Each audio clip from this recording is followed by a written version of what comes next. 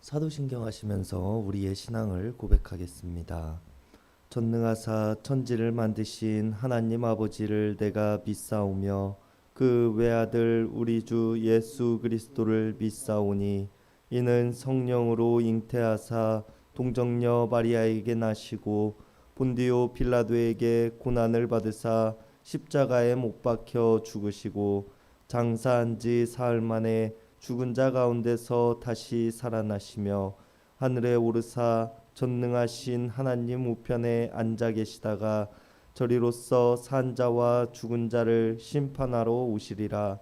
성령을 믿사오며 거룩한 공예와 성도가 서로 교통하는 것과 죄를 사하여 주시는 것과 몸이 다시 사는 것과 영원히 사는 것을 믿사옵나이다.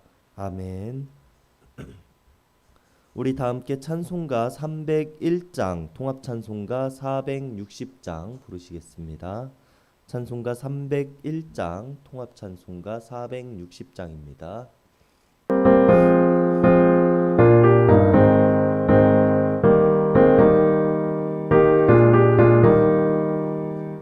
지금까지 지내온 것 주의 크신 은혜라 한이 없는 주의 사랑 어찌로 말하랴 자나깨나 주의 손이 항상 살펴주시고 모든 일을 주 안에서 영통하게 하리라. 몸도 맘도 연약하나 세임받아 살았네. 물 붓듯이 부으시는 주의 은혜 독하다. 사랑 없는 거리에 나 험한 산길에 맬 때 주의 손을 굳게 잡고 찬송하며 가리라. 주님 다시 배울 날이 날로 날로 다가와 무거운 짐 주께 맡겨 벗을 날도 멀잖네. 나를 위해 예비하신 고향 집에 돌아가 아버지의 품 안에서 영원토록 살리라. 오늘 우리에게 주시는 하나님의 말씀은 욥기 21장 1절에서 16절까지의 말씀입니다. 욥기 21장 1절에서 16절까지의 말씀입니다.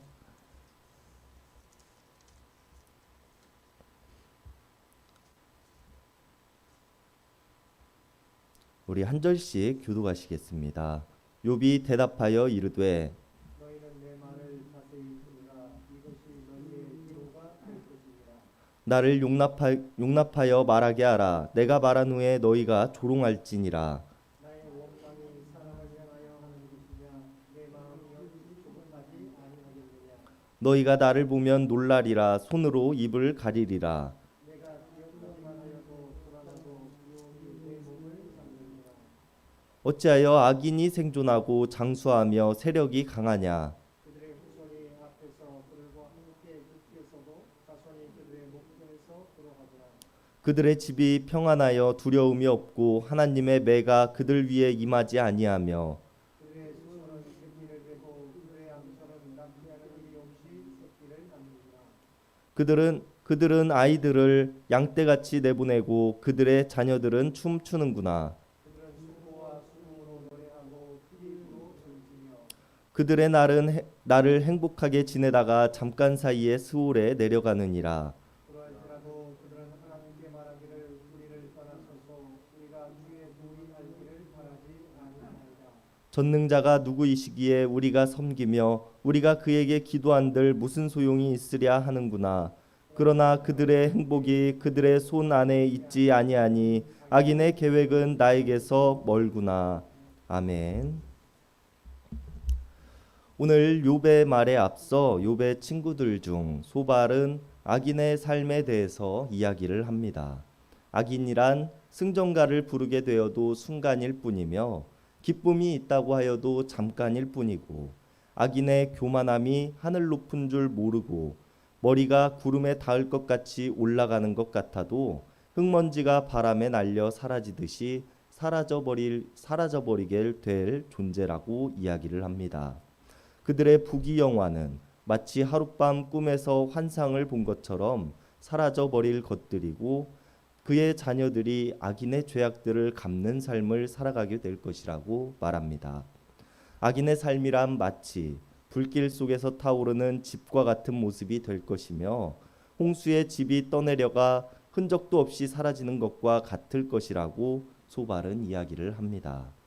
그리고 소발에게 있어서 욥의 고난은 그가 악인의 모습을 따르는 삶을 살아가고 있기에 찾아온 것이라고 생각하였기 때문에 욥의 고난은 하나님의 심판이요 섭리로 이루어진 것이라는 것입니다. 그리고 이런 소발의 말을 들은 욥은 오늘 악인이 모두 멸망하는 것은 아니며 악한 일을 일삼는 삶을 살았음에도 그가 죽음을 맞이할 때까지 부귀영화를 누리다가 죽음을 맞이하게 되는 경우도 많이 있다고 이야기를 합니다. 우리는 오늘 소발의 말에 반박하는 욥의 이야기를 살펴보면서 이것을 단순히 악한 자는 벌을 받는다, 그렇지도 않을 수도 있다 라는 의미 정도로만 읽어서는 안 될 것입니다.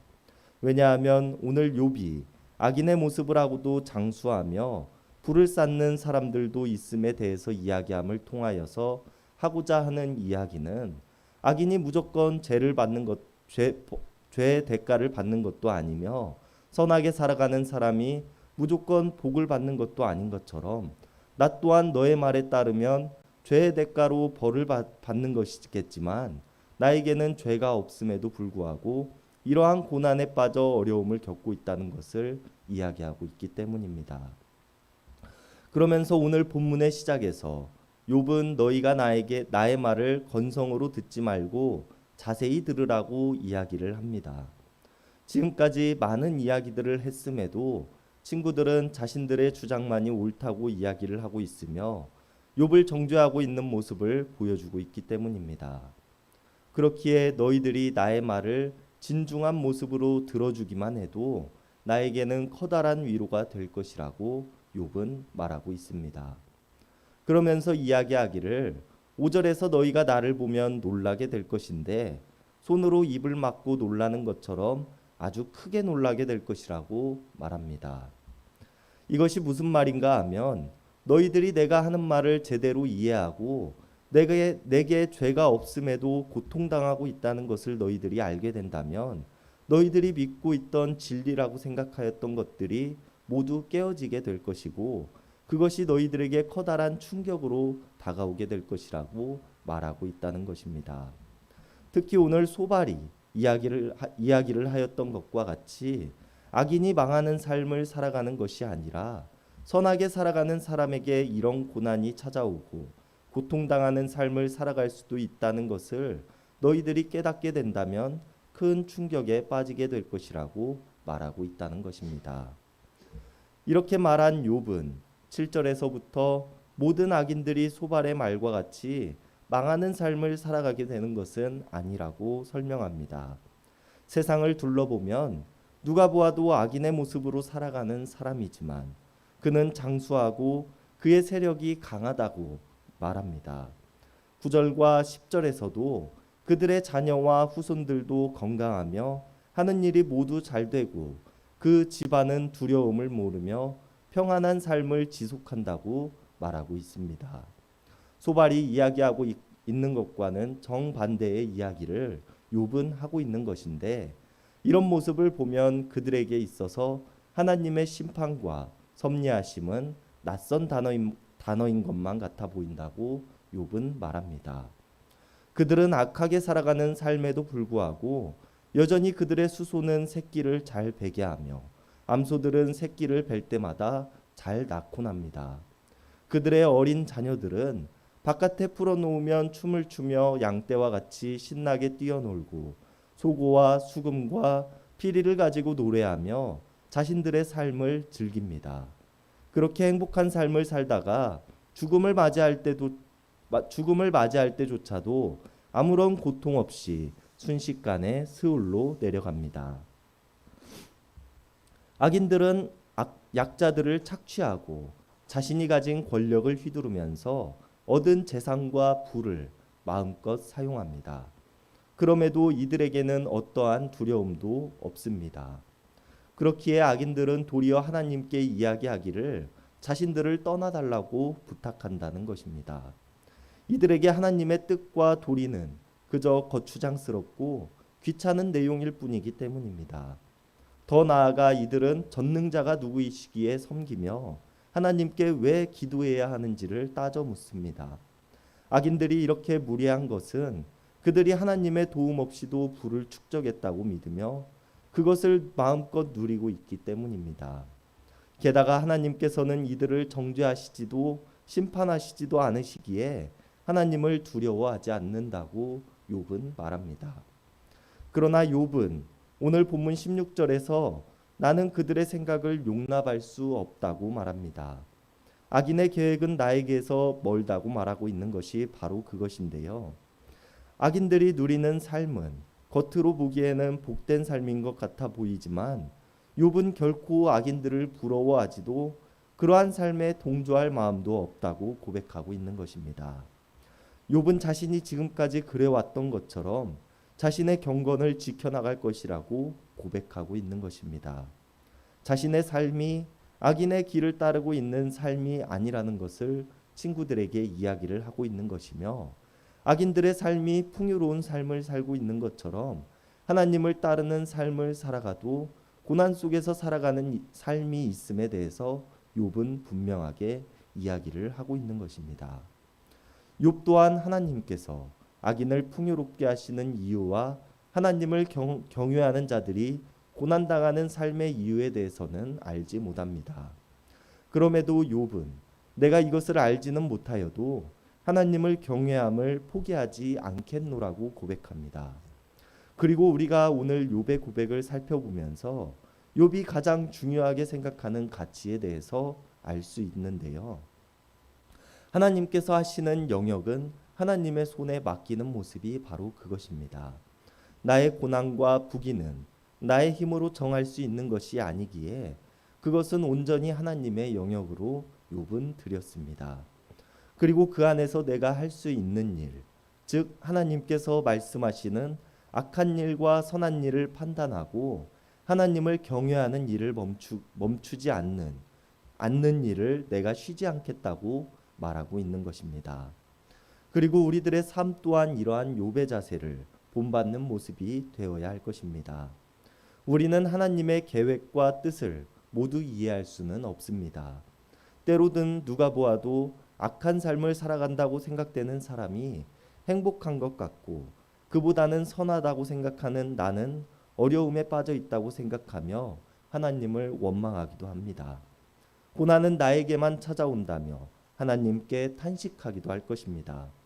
그러나 우리는 하나님께서 하시는 일에 대한 영역을 온전히 하나님께 맡길 수 있는 모습으로 살아가야 할 것입니다. 그리고 그 안에서 우리가 할 수 있는 일을 우리들은 계속해서 해나가야 할 것입니다. 오늘 욥이 고백하고 있는 것처럼 악인이 아무리 흥한 것 같다고 하여도 하나님을 믿고 신뢰함을 버리지 않는 삶을 말입니다.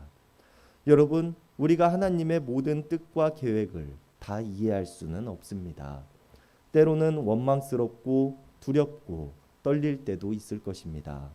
그때 우리는 어떠한 모습으로 하나님 앞에 서야 할까요? 우리가 오늘 욥의 고백을 통하여 깊이 생각해 볼 수 있는 오늘 하루가 될 수 있기를 바랍니다. 기도하시겠습니다. 하나님, 우리가 하나님의 선하신 계획과 뜻을 모두 알지는 못하지만 우리를 선한 길로 인도하신다는 확신을 가지며 살아가게 하심에 감사를 드립니다.